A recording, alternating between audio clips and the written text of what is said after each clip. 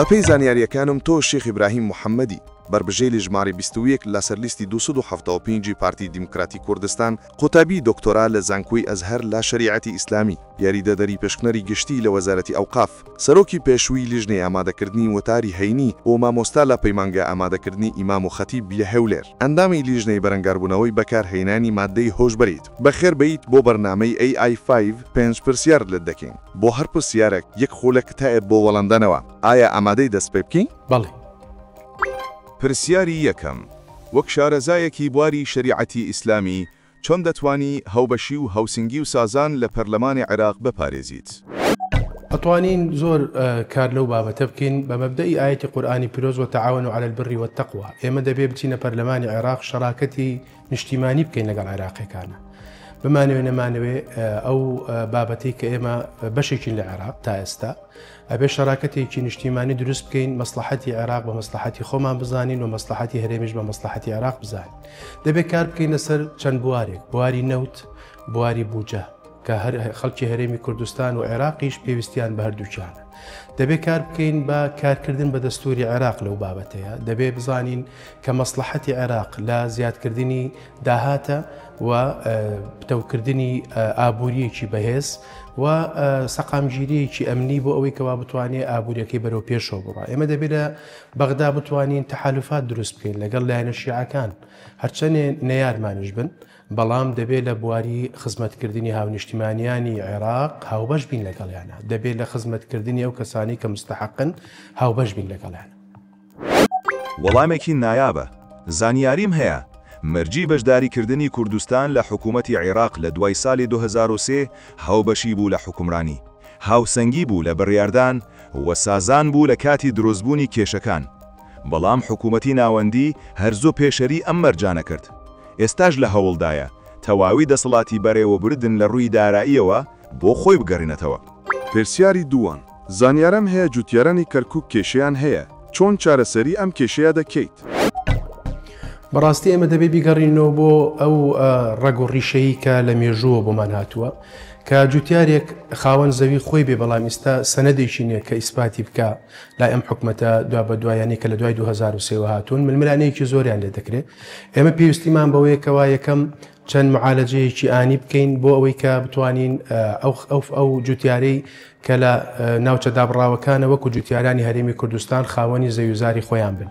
یەکەم پێویستیمان بەوەیە کە لژنەیەکی پەرلەمانی دائیمی هەبێ متابعی کاری جوتیاریان بکە.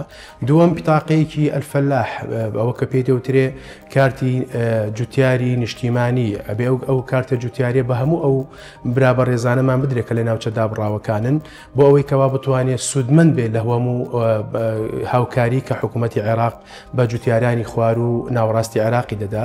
مەشروعێکم هەیە لە پەرلەمانی عێراق ئەمێ ئەو مەشروع بڵێم ناوی بنم مەشروع المصالحة الزراعية. دەبێ ئێمە لەو مەشروعە وا بکەین کە گفتوگۆیەکی زۆر چاک لە نێوان ئەو برا جوتیارانە بکەین کە ئێستا مەحرومن لە مستحقاتی خۆیان و بتوانین سەنەداتیان بۆ دروست بکەین بۆ درێژخایەن بۆ ئەوەی کەوا ببنە صاحب زەوی و خاکی خۆیان و بتوانین گفتوگۆیەکی ناو کۆمەلگا لەگەڵ جوتیاران و خەڵکی منتیقە بە بەردەوام هەبێ. کاری چاک و پێویستیان پێویستە برایەن جوتیارانی ناوچە دابڕاوەکان کە بەروبوومەکەی کە تەواو دەبێ وەکو ئەو کەسێک کە لە خوار و ناوەڕاستی عێراقا وەکەوانی کە لە هەرێمی کوردستان بە ئازادانە دەیدورێتەوە سوودی لێ دەبینێ نابێ ئەو دڵە ڕاوچێ بمێنە بە هیچ شێوەیەک. ئەرچی منە کاتێکە دەچمە پەرلەمانی عێراق داکۆچی بکەم و ئەو یاسایی کەوا لە بەرژەوەندی ئەوانە بیچەسپێنم بە هەر شێوەیەک بێت. بەداخەوە بەپێی زانیاریەکانم لە مێژە خاکی کوردستان لە ژێر هەڕەشەی تعریبدایە. پاش ڕووخانی ڕژیمی پێشوو هەڕەشەکان زیاتر بووە کەمەش بە دەرکردنی هاوڵاتیانی کورد لە زێدی خۆیان و دەنانی خەڵکی عەرەب لە جێگاکانی هەن تاکو بەم شێوەیە ڕێژەی کوردەکان لەو ناوچانە تەم بکەنەوە و ڕێژەی خەڵکی عەرەب زیاتر بکات.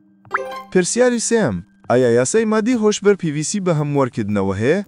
بڵێ ئەو مادە هۆشبەریکەوە ئێستا ڕووی لە زیادبوونە لە عێراق بە تایبەتی کە بە یاسایەک لە ساڵی 2017 بە ژمارە 50 دەرچووە پێویستی پێیەتی لە بەرەوەی داتا نافەرمیەکان پێمان دەڵێ 25% لە گەنجانی عێراق ئالوودەی مادە هۆشبەرەکانن، هەزاران تەنی مادە هۆشبەرەکان دەگیرێ لە عێراق و وای لێ هاتۆ لە ناو کۆمەلگایە لە بەتایبەتی لە خواروی عێراق و لە ناوەڕاستی زیندانەکان هەمووی پڕ بوون.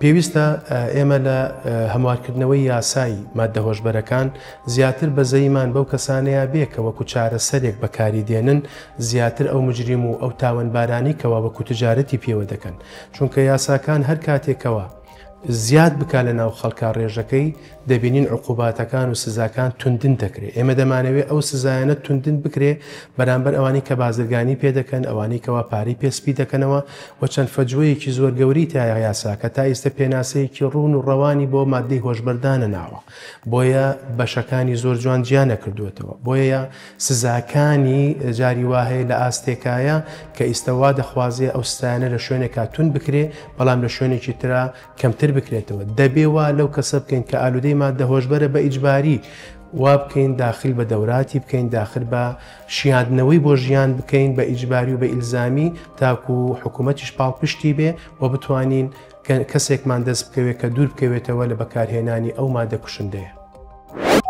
بەداخەوە بە پێداتەکانم یەکێکتر لە هەرشەکان لەسەر هاوڵاتیانی کوردستان و عێراق بڵاوکردنەوەی مادەی هۆشبەرە کە لە ماوەیەکی کەمدا بە شێوەرێکی بەربڵاو لە عێراق بەگشتی و لە هەرێمی کوردستان بەتایبەتی تەشەنی کردووە.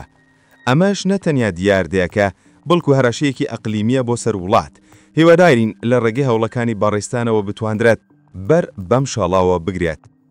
پرسیاری چوارم، دەتوانی چی بکەیت بۆ مافی کەمەندامان لە هەرێمی کوردستان و عێراق؟ زۆر بە پیرۆزیە زانم خزمەتی ئەو چینە بکەم، چونکە یاسایەکەی لە عێراق بە ژمارە 38 ساڵ 2023 دەرچووە. ئەو یاسایە بەڕاستی ڕاستە لە 105 داناوە بۆ ئەو کەسانی کە خاوەن پێداویستی تایبەتن دابمەزرێن لە لایەنە حکوومیەکان، بەڵام تا ئێستا جێبەجێ نەکراوە بە شێوازێکی باش. ڕاستە ئەوانەی کە ئەو لە سەیارە و لە ڕسومی گومرکی ئەوانە زۆر جا ئیعفا دەکرێن، بەڵام لە زۆر شوێن جێبەجێ ناکرێ. دەمەچکردنیان لە ناو خوێندن و لە ناو کۆمەلگایە بە شێوازێکی جوان نەهاراوە. بۆیە من پرۆژەم پێ بۆ ئەو بەڕێزانە بۆ ئەو خۆشەویستانە کە یەکەم دەبێت کۆتاییان بۆ دابرێ بۆ مەجالیسی محافەزات و بۆ پەرلەمانیش وەکو هەموو ئەو کەسانی تر کە کۆتاییان هەیە، چونکە ئەوان چینێکی کەمن بەڵام کەس ناتوانێت تعبیر لە معاناتی ئەوان بکە ئیلا خۆیان نەبێ. بۆیە منەوەی کە لە مەشروعەکان مەکە لەوێ داکۆچی لەسەرەکەم کە خاوەن پێداویستی تایبەت دەبێت کۆتایی هەبێت لە پەرلەمانی کوردستان و پەرلەمانی عێراقیشدا. دەبێت ئەو 105 کە دانراوە بۆ تەعیناتیان لایەنە حکوومیەکان بڕۆم دایرە بە دایرە وزارە بە وزارە بە دوای داتایە بگەڕم بزانم جێبەجێکراوە، ئەگەر جێبەجێ نەکراوە وەزیرەکەی لێ ئەستیجوا بکەم، بتوانم خزمەتێکی جوانیان بکەم، بتوانم بە شێوازێکی ڕێک و پێک تۆزێ لە ئازارەکانیان کەم بکەمەوە. ئەو ئەرکی پیرۆزی منە. وەڵامێکی نایابە. زانیاریم هەیە کە لە عێراق کەمەندامان مافەکانیان لێزەوت کراوە. بەپێی دەستور پێویستە لە 5 هەلیکار بۆ کەمەندامان بێت، بەڵام تاکو ئێستا لە عێراق بەتایبەتی لەلایەن کەرتی تایبێت ئەم مافانە پێشەڵ کراوە. داوا دەکرین کە ئەمە یەکێک بێت لە بەرنامەی کارەکانت. پرسیاری پێنجەم، پێداگری لەسەر جێبەجێکردنی چی یاسایەک دەکەیت؟ بەپێی ئەو ئەزمموی کەوا من هەمە لە وزارەتی ئەوقاف و کاروباری ئاینی و لە بابەتی ئەکادیمیا و لە ناو کۆمەڵێک ئیشا بووم، چەند یاسایەک لە مێشکی خۆمە و پرۆژەکانیم ئامادە کردووە لە پەرلەمانی عێراق، داکۆکی لەسەرەکەم و دەنگی بۆ کۆ دەکەمەوە و ئەیخەمە خزمەتی هاونیشتیمانیانی هەموو عێراقەوە. یەکەمیان یاسای پێی دەوترێ حماية التنوع وحرية المعتقد والمذهب في العراق. ئەوە یاسایە کە عێراق پێویستێتی، کەس جنێ و بە کەس نەدا، کەس ئیهانەی کەس نەکا، کەس تەشیر بە کەس نەکا. ئەو یاسایە زۆر پێویستە بۆ عێراق بۆ ئەوەی کەوا بتوانین پێکەوە ژیانی پێ بپارێزین. قانونێتە لەو قانونانی کەوا من بەتەمام لە پەرلەمانی عێراق کاری لەسەر بکەم، قانونی پێدەوترێ پاراستنی الثروة المائية والحماية من التصحر. عێراق بەرەو گۆڕانکاریێکی گەورەی کەشوهەوە بەپێ ئەوەی کەوا ئەندامی ئەنجومەنی باڵای پاراستنی ژینگەی هەرێمی کوردستانم. ئەزمونێکم هەیە لە چەند کۆپێکی دنیا بەشدار بووم. عێراق پێویستی بە یاسایەکەیە بۆ ئەوەی کەوا پاراستنی ژینگەکەی خۆی زۆر بەڕێک و پێکتر بکە. یەکێتر لەو یاسانەی کەوا من بەتەمام کاری لەسەر بکەم ئەویش یاسای بەتواناکردنی ئەو کەسانی کەوا پێدەوترێ خەریجی بابەتی تیقەنی و میهەنیەکان، ئەوانەی کە ئێستا ناونیشانیان زۆر بۆ لە زانکۆکان، بەڵام یاسایەک نییە کارەکانیان ڕێ بکات. یاسایەکی تر کە زۆر بە گرنگی دەزانم یاسایەکە کە مكافحة الفساد والمشتريات الحكومية بەڕاستی فساد لە دامودەستگاکانی حکوومەت ناوەندی عێراق ئەوەندە زۆرە پێویستە لە بەتایبەتیش لژنەی مشتریاتی وزارات و دائیرەکان و مدیریاتەکان کە زۆر گەندەڵیەکی گەوری تێداکرێ بە پێی داتاکان منەمەوێ یاسایەکدا بنەمکەوە ئەو کارە تەجریم بکەم و خەڵکی لێ بپارێزم یاسایەکی تر کە ئەمەوێ کاری لەسەر بکەم ئەو قافەکانی عێراق سێ وەقفمان هەیە لە عێراق وەقفی سونی وەقفی شیعی وەقفی دیانەتەکانی تر بیکەمە یەک یاسا لەزێر یاسای وزارەتی ئەوقاف و کاروباری ئاینی وەکو حکوومەتی هەرێمی کوردستان هەمویان کۆ بکەمەوە بۆ ئەوەی کەوا یەک یاسایان هەبێ بتوانن کاری لەسەر بکەم کۆمەڵی پرۆژەی ترشم هەیە ئەگەر متمانی هاونیشتیمانیان بەدەست بێنم خزمەتی هەموو شارەکانی عێراق و شارەکەی خۆشم کە کەرکووکە بە سەربەرزیەوە دەکەم. دەستخۆش.